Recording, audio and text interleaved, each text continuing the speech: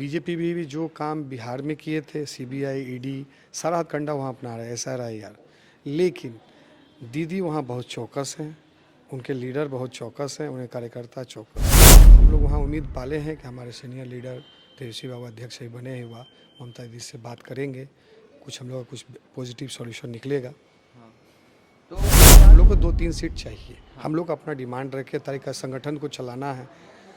तो ममता दीदी बोली भी थी अगले बार कि भाई इस बार हम लोग अनकंडीशनल सपोर्ट किया जाए, मैं अगले बार तेजस्वी यादव क्या प्लान कर रहे हैं कि आने वाले 1 हफ्ते 10 दिन में बंगाल का एक आध दौरा करें? हाँ बोल तो रहे थे कि आएंगे, एक मीटिंग है तो आएंगे। तो हमने ठीक है सर बताया जाए, बोले हैं आएंगे। अब कब वो डेट होगा उसके बाद बताएंगे। क्या हिंदी भाषी लोगों में तेजस्वी यादव को लेकर कोई है क्रेज? काफ़ी लाखों कार्यकर्ता के पास तो लीडर ही नहीं है। हाँ, लीडर ही नहीं है। ममता दीदी जिस तरह ज़मीन से जुड़ी हुई लीडर हैं, आम कार्यकर्ता से डायरेक्ट मिलती हैं, अभिषेक दा डायरेक्ट मिलते हैं, डायरेक्ट बात करते हैं, उनके पास कहाँ लीडर है बताओ ना। अधिकारी एक हम लोग उसको एक नेत्री, लड़ाकू नेत्री कह सकते हैं। पूरे भारतवर्ष में अभी उनके ऐसा लड़ाकू नेत्री नहीं है। हम तो कहते हैं कि उनको प्राइम मिनिस्टर घोषित कर दिया जाए आने वाला दिन में। नमस्कार, मैं हूं देवांशु, आप देख रहे हैं न्यूज़ फाउंडेशन। आरजेडी ने अपनी राष्ट्रीय कार्यकारिणी की बैठक बुलाई है और इस बैठक में तेजस्वी यादव को जो है वो राष्ट्रीय कार्यकारी अध्यक्ष जो है वो बनाया गया। इस वक्त हमारे बगल में जो शख्स हैं वो बंगाल आरजेडी के प्रदेश अध्यक्ष अजय यादव है। हम इनसे सवाल करेंगे आखिर बंगाल में क्या है माहौल और आरजेडी की इस बार जो है वो क्या भूमिका जो है वो बंगाल इलेक्शन में रहने वाली है। बीते इलेक्शन साल 2021 में आरजेडी ने जो है वो अनकंडीशनल सपोर्ट किया था। तेजस्वी यादव खुद कई विधानसभा सीटों पर बंगाल गए थे और टीएमसी के लिए प्रचार किया था। क्या हूबहू 2026 में यही स्थिति रहने वाली है क्या? अजय यादव जी, खूब स्वागत है आपका। धन्यवाद आपकी न्यूज़ फाउंडेशन दिवांशु जी, आप हमको मौका दिए इंटरव्यू ले के लिए और बड़ा अच्छा मुहूर्त है। आज अच्छे दिन आप इंटरव्यू ले रहे हैं। हमारे युवा दिलों के धड़कन तेजस्वी यादव आज राष्ट्रीय अध्यक्ष निर्वाचित हुए हैं। हम लोग काफ़ी खुश हैं, हर्षोल्लास हैं और बधाई देते हैं उनको। और युवा नेतृत्व होना चाहिए। देश बहुत ऊंची निगाह से देख रहा है कि हम लोग आगे क्या करेंगे। काफ़ी हार्ड वर्क है। और बंगाल परिस्थिति, बंगाल के बारे में कहा यह जा रहा है कि बंगाल में नेक्स्ट अभी 4 महीना बाद इलेक्शन है। काफ़ी हम लोग की स्थिति वहाँ अच्छी, हम लोग की वोट भी है। हम लोग का 2-3 विधायक वहाँ थे, काउंसलर थे 3, जैसे हमारा बड़ा बाज़ार में थे, कुल्टी में थे, आसनसोल हीरापुर में थे इससे पहले। अभी भी उम्मीद है। हम लोग अनकंडीशनल हम लोग सपोर्ट दिए थे टीएमसी को। हम लोग के राष्ट्रीय अध्यक्ष लालू प्रसाद जी हम लोग को बोले थे कि वहाँ सपोर्ट करना। तेजस्वी बाबू भी प्रचार करने गए थे। इस बार हम लोग को निर्देश है कि कुछ हम लोग को अलायंस में मिल सकता है। 50-50 चांस है।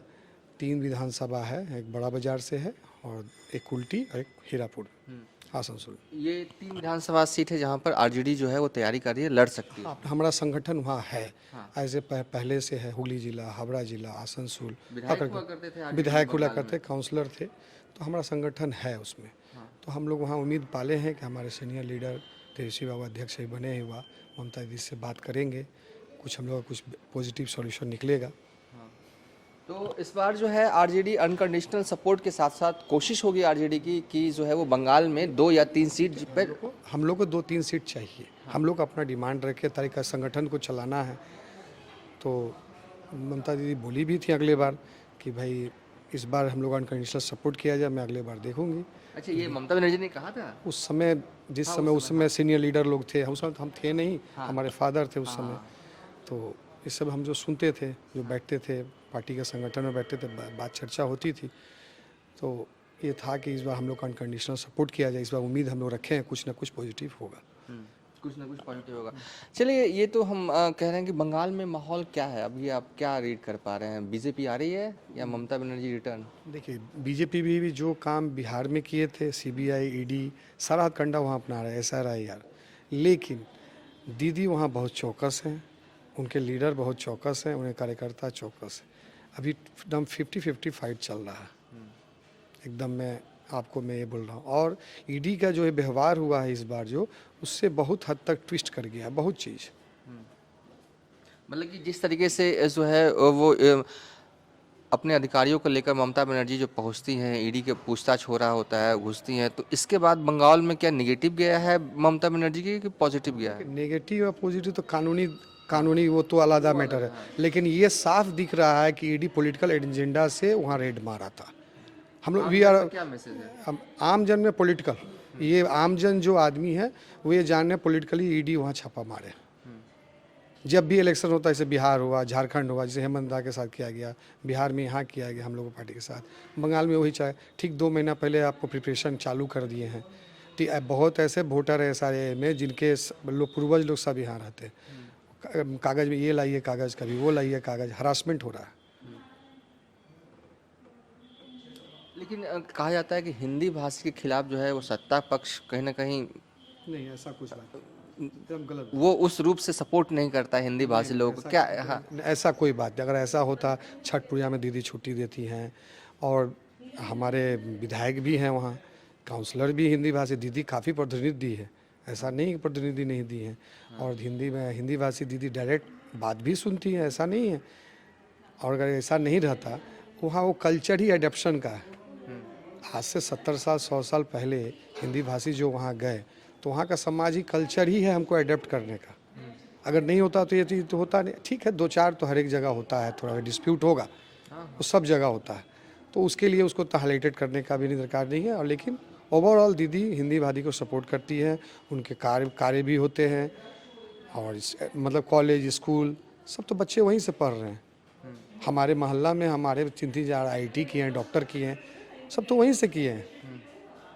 एक ज़माने में हमारे पूर्वज लोग जो आए थे, कभी ठेला चलाते थे, कोई कोयला का कारोबार करते थे। आज सबकी इसलिए स्टैंडर्ड लिविंग थिंग बहुत हाई हुई है। तो कहाँ से हुई है? उसी प्रांत से हुई है ना। ये माँ है तो हमारी मौसी है। ये दोनों अलग नहीं, बिहार, बंगाल और झारखंड एक है, ये अलग ही नहीं है। दीदी से बिहारी को कोई दिक्कत नहीं? कोई दिक्कत नहीं, कोई दिक्कत नहीं, ये सब अपवाद बात है। लेकिन बीजेपी ये मान के चल रही है उनको वोट जो आएगा वो हिंदी भाषी लोगों से ही आएगा। हाँ, ये बीजेपी इस तरह का प्रचार करे, सो एंड सो।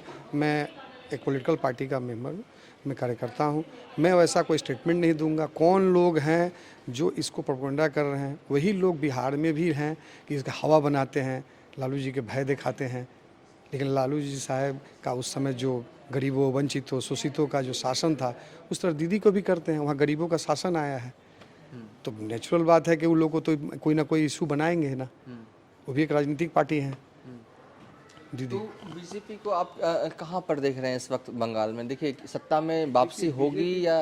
बीजेपी के पास तो लीडर ही नहीं है। हाँ, लीडर ही नहीं है। ममता दीदी जिस तरह ज़मीन से जुड़ी हुई लीडर हैं, आम कार्यकर्ता से डायरेक्ट मिलती हैं, अभिषेक दा डायरेक्ट मिलते हैं, डायरेक्ट बात करते हैं, उनके पास कहाँ लीडर है बताओ ना। अधिकारी हैं दिलीप घोष, मैं नाम नहीं लूँगा, वो बड़े लीडर लोग, लेकिन सब हवा में लीडर है, लेकिन ज़मीन का लीडर तो ममता दीदी है। ये तो सर्वव्यापी है कि ममता दीदी ज़मीन से उठी हुई नेता है, फाइटर लीडर है वो। एक हम लोग उसको एक नेत्री, लड़ाकू नेत्री कह सकते हैं। पूरे भारतवर्ष में अभी उनके ऐसा लड़ाकू नेत्री नहीं है। हम तो कहते हैं कि उनको प्राइम मिनिस्टर घोषित कर दिया जाए आने वाला दिन में। उस तरह लेवल का वो कर सकते आरजेडी के नेता हैं आप, प्रदेश अध्यक्ष। हैं। उससे नहीं, हम कह रहे हैं कि उस तरह का यूपीए का अगर अनाउंस किया जाए, हमारे राष्ट्रीय अध्यक्ष एक बार सपोर्ट किए थे कि हम ममता हमारे राष्ट्रीय अध्यक्ष का बोले थे, हम लोग काफ़ी खुश हुए थे कि हाँ, हमारे देश से अगर प्राइम मिनिस्टर बनेगी तो इसमें क्या बुरा है, हमारे प्रदेश हम लोग सपोर्ट करेंगे, काहे नहीं करेंगे। ये बताइए कि तेजस्वी यादव क्या प्लान कर रहे हैं कि आने वाले 1 हफ्ते 10 दिन में बंगाल का एक आध दौरा करें? हाँ, बोल तो रहे थे कि आएंगे, एक मीटिंग है तो आएंगे। तो हमने ठीक है सर, बताया जाए, बोले हैं आएंगे।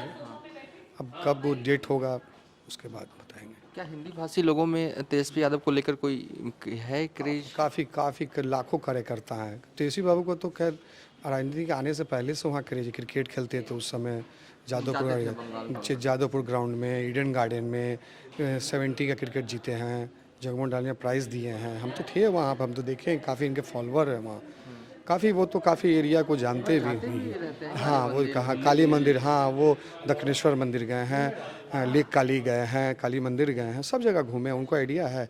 और अपने जो भी जहाँ हिंदी पर देखिए, थोड़ा पक्ष विपक्ष तो सब जगह होता है, लेकिन ओवरऑल उनको वहाँ लोग हिंदी भाषी लोग लाइक करते हैं। बैरकपुर एरिया हो गया।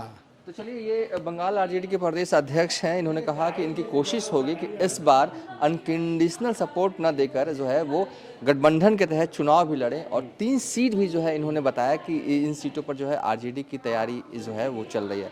फिलहाल आरजेडी तेजस्वी यादव का दौरा जो है वो बंगाल का लगने वाला है, उसके बाद ही क्लियर हो पाएगा क्या दीदी वाले गठबंधन में तेजस्वी यादव की पार्टी को सीटें मिलती हैं या नहीं मिलती हैं, या फिर इस बार फिर जो है अनकंडीशनल सपोर्ट ही देंगे बंगाल में। फिलहाल अब तक के लिए इतना ही। आप देखते रहिए न्यूज़ फॉर नेशन।